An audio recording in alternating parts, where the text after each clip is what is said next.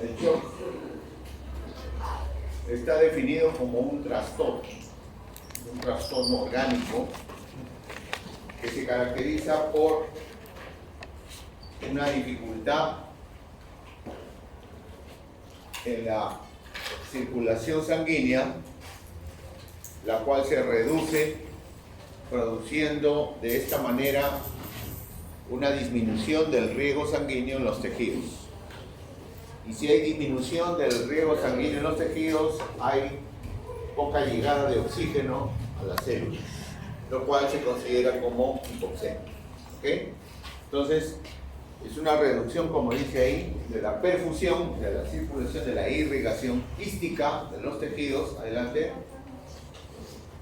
con un consecuente aporte de oxígeno disminuido también. ¿Okay? Entonces, este trastorno puede originar consecuencias graves si es que no se llega a tratar. El aporte de oxígeno a los tejidos, a las células, depende básicamente de dos factores importantes. El contenido que tiene la sangre arterial de oxígeno y el gasto cardíaco. Este contenido de oxígeno en sangre arterial, a su vez, está en relación directa con la cantidad de hemoglobina que presenta la persona, la saturación de oxígeno y la presión parcial. ¿Okay?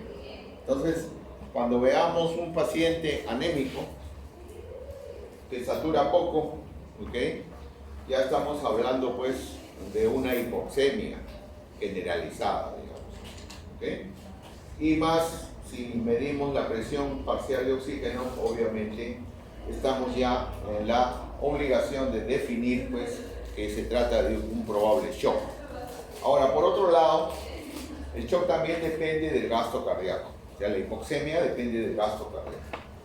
Este gasto cardíaco, que a su vez se ve directamente proporcional a la frecuencia por minuto y al volumen latido. Ambas características, adelante, sobre todo el volumen latido minuto, depende del volumen que llega a la aurícula derecha, o sea, la precarga, la fuerza con la cual el ventrículo izquierdo lanza la sangre hacia el torrente sanguíneo sistémico, y también cuando la sangre fluye a través de los vasos, estos vasos ofrecen una resistencia, eso se llama resistencia vascular sistémica. Entonces, esos factores son importantes a recordar cuando tratamos los trastornos del shock. También es importante saber que cada vez que pasa un volumen de sangre a través de un vaso, el vaso ofrece su resistencia. Por lo tanto, acá hay una presión con la cual ingresa el flujo sanguíneo, y cuando sale del vaso hay otra presión, lo cual hace una diferencial de presiones. Esta diferencial de presiones está en relación directa al flujo que ingresa y en relación inversa a la resistencia que ofrecen los vasos, o sea, la resistencia vascular sistémica. Cosa que puede estar alterado en un determinado tipo de shock, por ejemplo el shock séptico, que vemos bastante en cirugía, ¿no? Existen mecanismos diversos fisiopatológicos del shock. Entre ellos tenemos pues la falta de irrigación en los tejidos, como ya hemos mencionado, pero el organismo es tan sabio que cuando empieza la noxa, o sea, el estímulo que va a producir el trastorno isquémico, ofrece un mecanismo compensatorio, ¿no? Se defiende, mejor dicho. Pero este mecanismo compensatorio es transitorio. Adelante. Transitorio. Y como vamos a ver en adelante, el shock ofrece etapas. Hay una primera etapa llamada de shock caliente o pre-shock, en la cual el organismo, al activar estos mecanismos compensatorios, puede estabilizar hemodinámicamente a la persona. Pero cuando el shock, o sea, el estímulo es severo, entonces definitivamente pasamos a la siguiente etapa, la etapa de shock instalado. Y si se perpetúa este estímulo negativo, esta lesión, vamos al shock refractario, o sea, al shock irreversible. ¿Okay? Entonces son mecanismos que solamente el organismo los utiliza en las primeras etapas del shock. La hipoxemia tisular que ya hemos mencionado, el metabolismo anaerobio.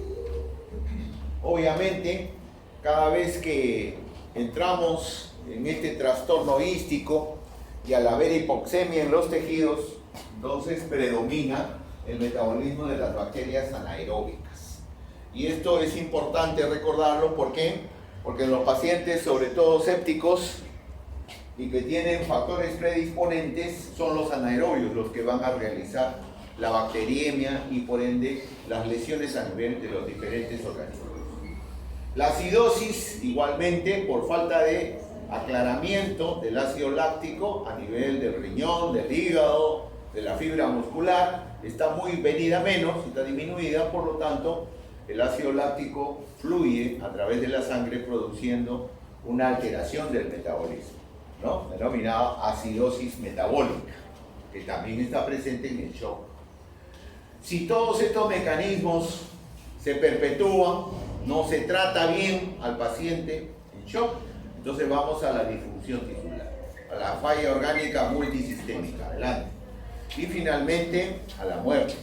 Se puede perder una vida cuando no se trata bien este trastorno. Aquí tenemos parte de los mecanismos compensatorios que ofrece el organismo. Es un tipo de actividad simpática al momento de secretar catecolaminas, como por ejemplo la adrenalina, la noradrenalina, que son sustancias vasoactivas que hacen básicamente vasoconstricción a nivel sistémico, lo cual produce pues un incremento de la presión para evitar que de esta manera baje mucho la presión en el organismo. Ofrece además taquicardia y aumento del débito cardíaco.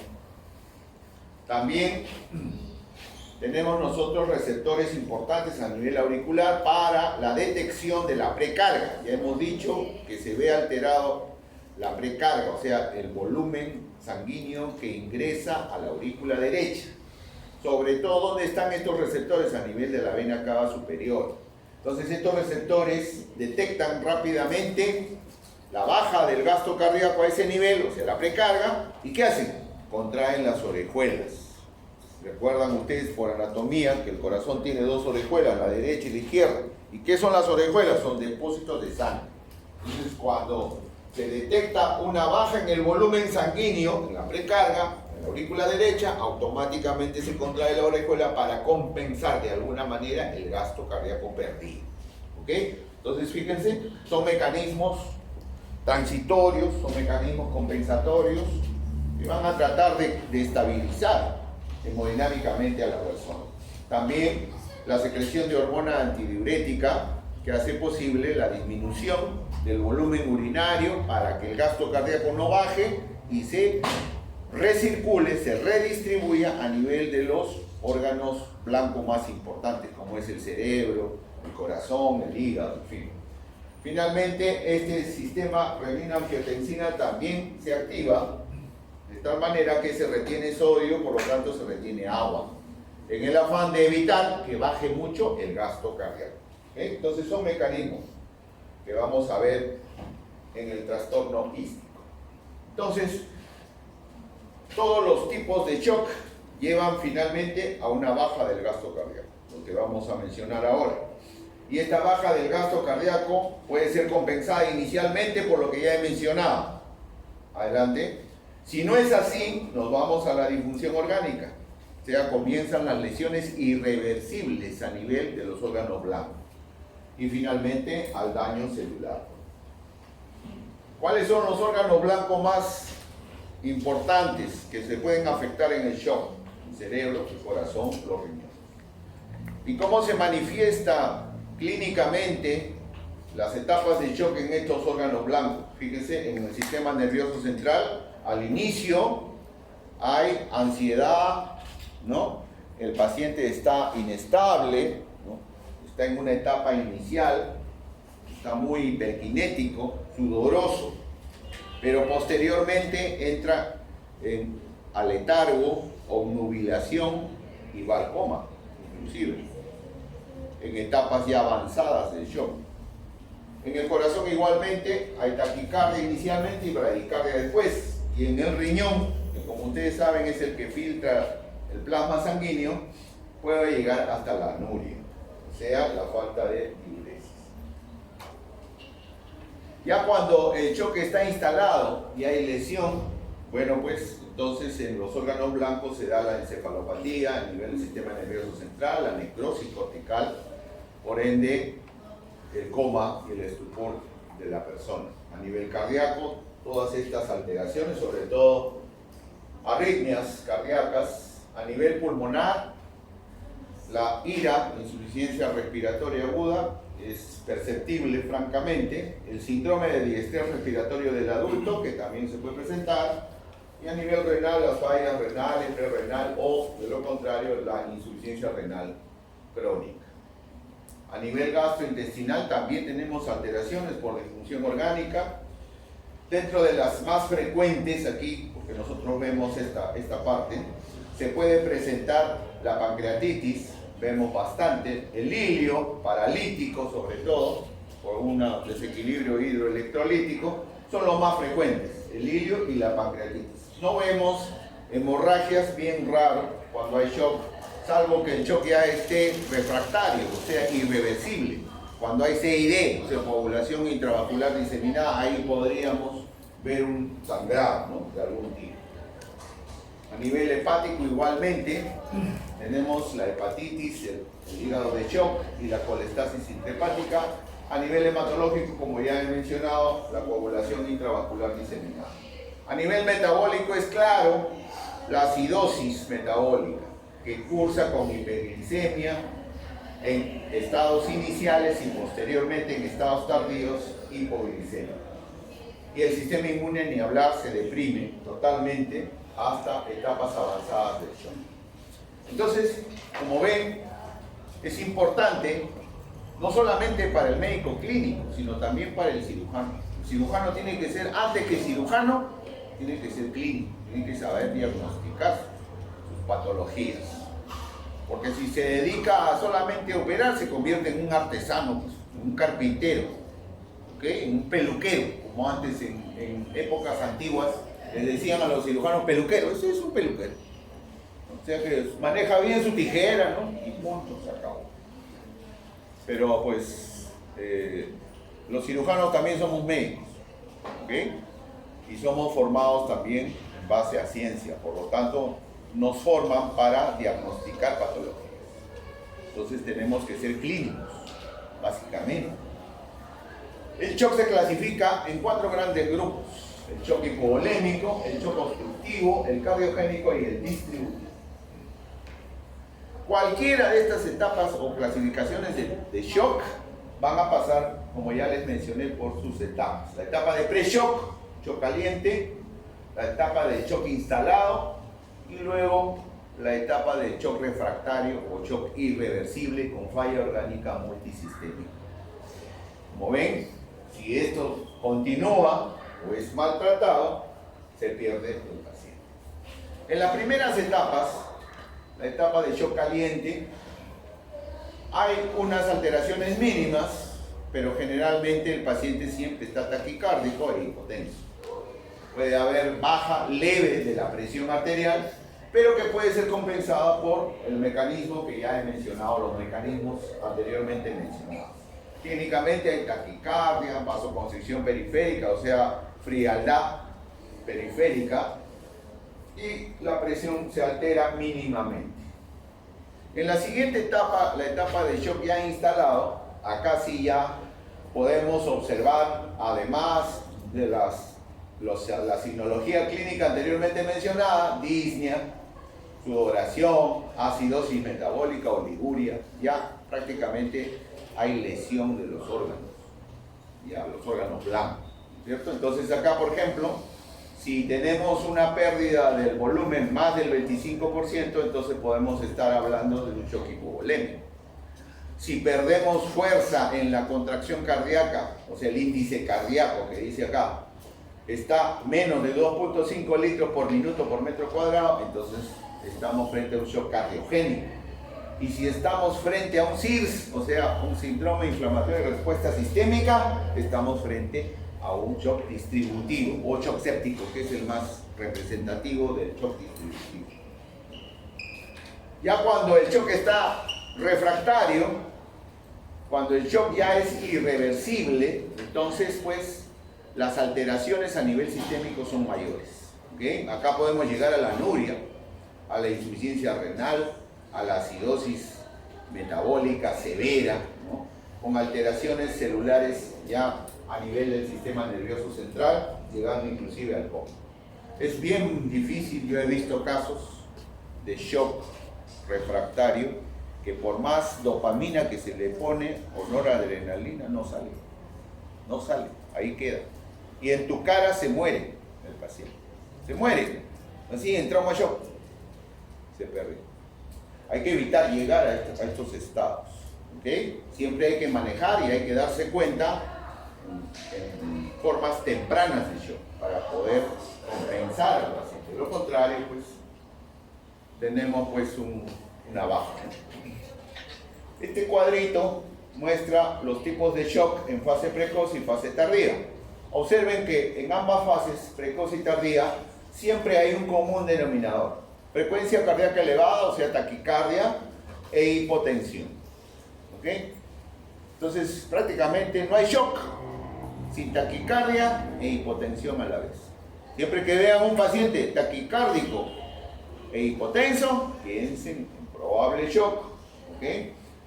Y luego, los otros parámetros importantes que se monitorizan en un paciente con shock son la presión venosa central, que como ven, en el hipovolémico está baja, en el cardiogénico está elevado y en el séptico también está bajo.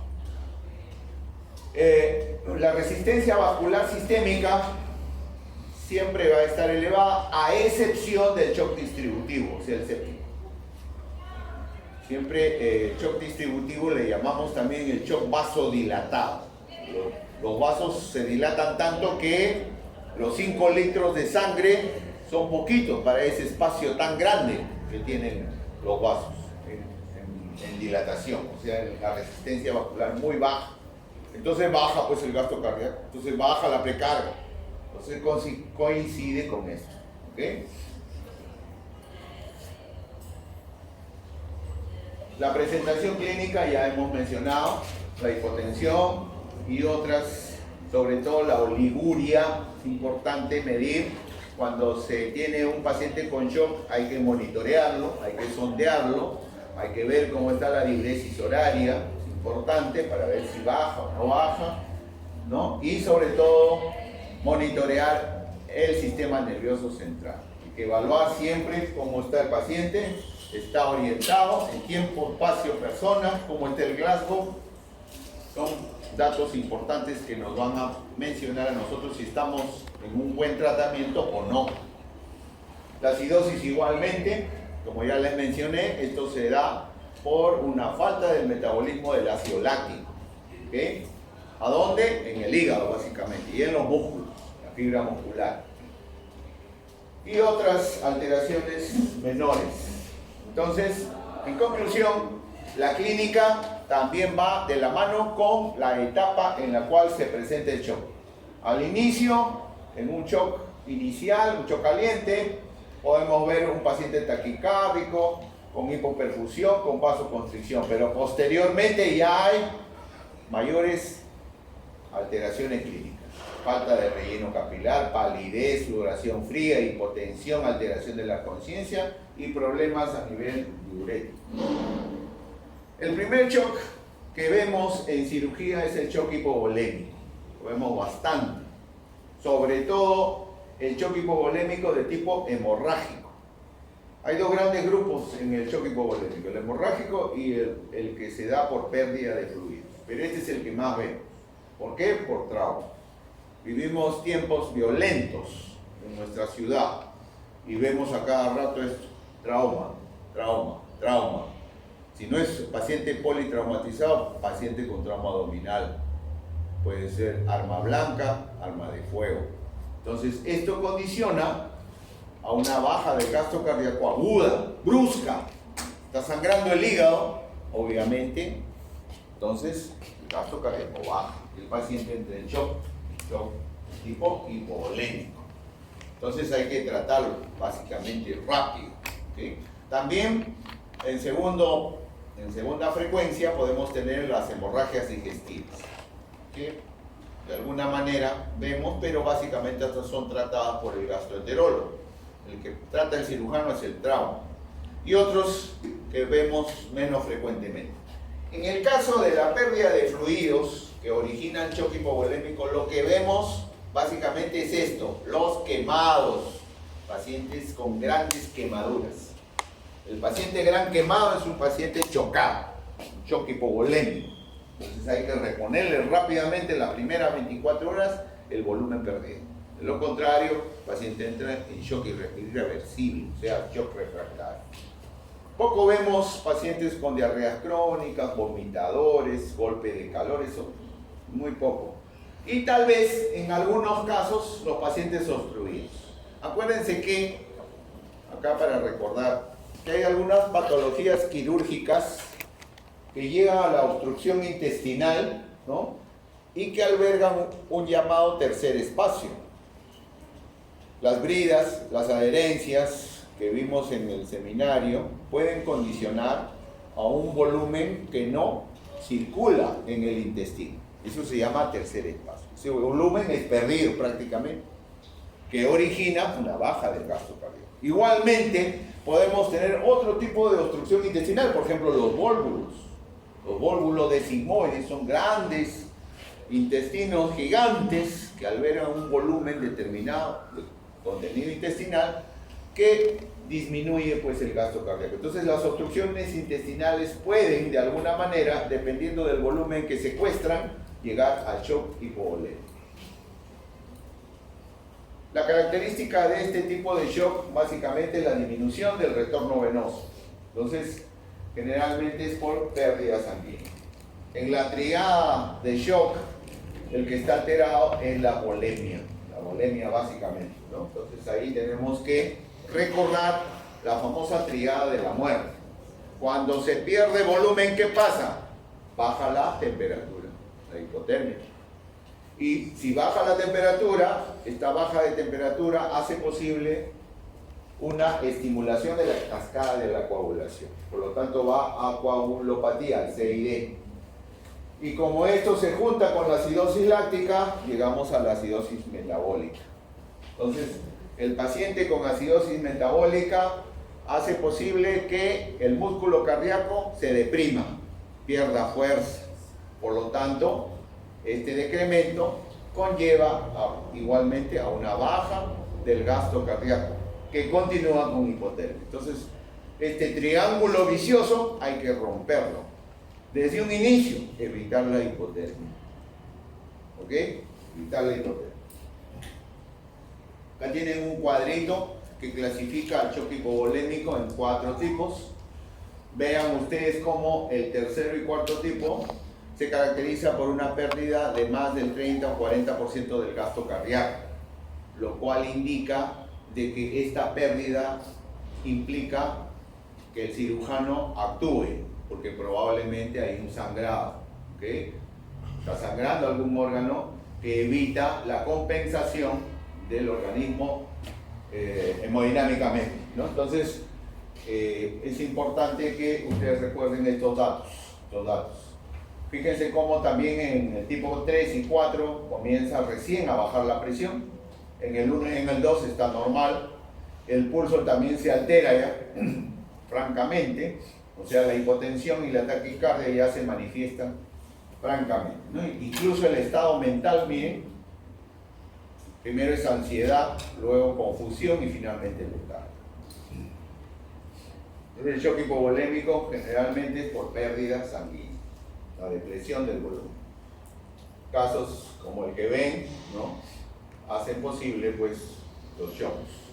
Ahora, cuando es un choque hipovolémico por pérdida de flujo, podemos tener casos gastrointestinales, sobre todo vemos en cirugía el caso de los pacientes con fístulas. Hay fístulas de bajo gasto